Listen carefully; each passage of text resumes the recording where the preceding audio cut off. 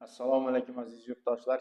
Keyingi yillarda respublikamizda jismoniy va yuridik shaxslarning murojaatlari bilan ishlash tizimining takomillashtirilishi natijasida ijtimoiy va iqtisodiy hayotimizdagi ko'plab muammolar aniqlanib, o'z vaqtida barham berilayotganligi mamlakat taraqqiyotining asosiy omillaridan biri desak aslo mubolag'a bo'lmaydi.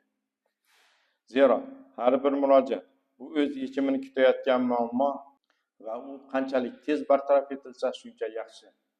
Mazkur yo'nalishda Xorazm suv ta'minoti aksiyadorlik jamiyatida ham ishlar yil sayin takomillashib, talab darajasiga ko'tarilmoqda.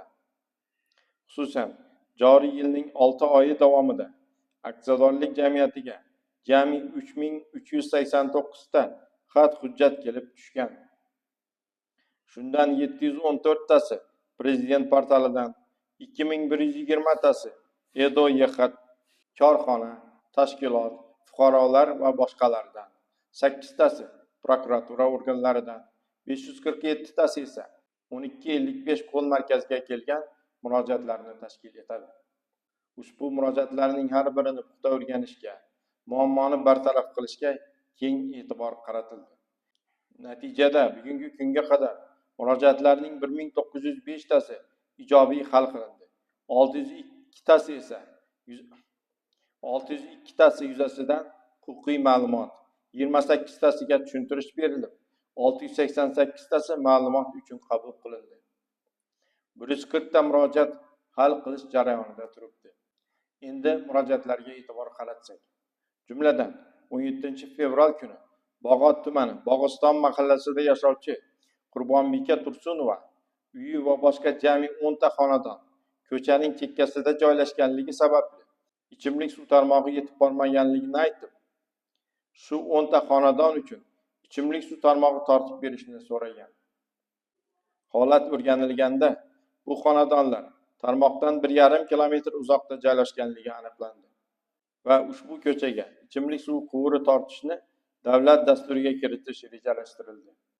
Murojaatlar mazmuni tahlil qilinganda ichimlik suvi iste'moli uchun to'lovlar, qarzdorlik va hisoblash bo'yicha 1260 ta murojaat kelib tushganini ko'ramiz.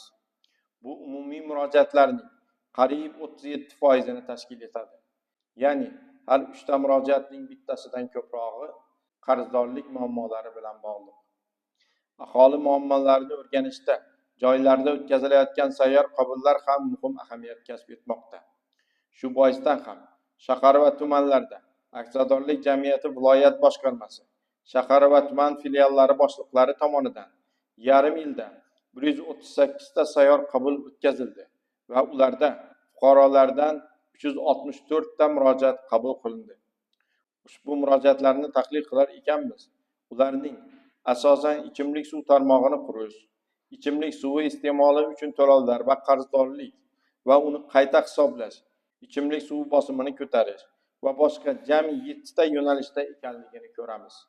Ushbu murojaatlarni o'rganish chog'ida ularni keltirib chiqargan sabablar ham aniqlanib, muammo to'liq bartaraf etilmoqda.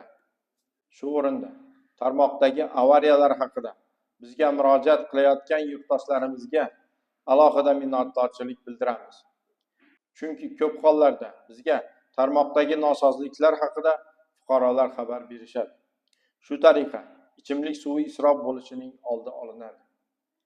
Men fursatdan foydalanib, yurtdoshlarimizdan foydalanilgan ichimlik suv uchun to'lovni o'z vaqtida amalga oshirishlarini so'rab qolaman. Zero suv tekin emas. Uning minglab kilometr quvurlar orqali xonadoningizga kirib borishi uchun minglab insonlar mehnat qiladi. Millionlab kilovatlab elektr energiya va boshqa resurslar sarf bo'ladi. Shunday ekan, shu insonlar mehnatini qadrlang. E'tiboringiz uchun rahmat.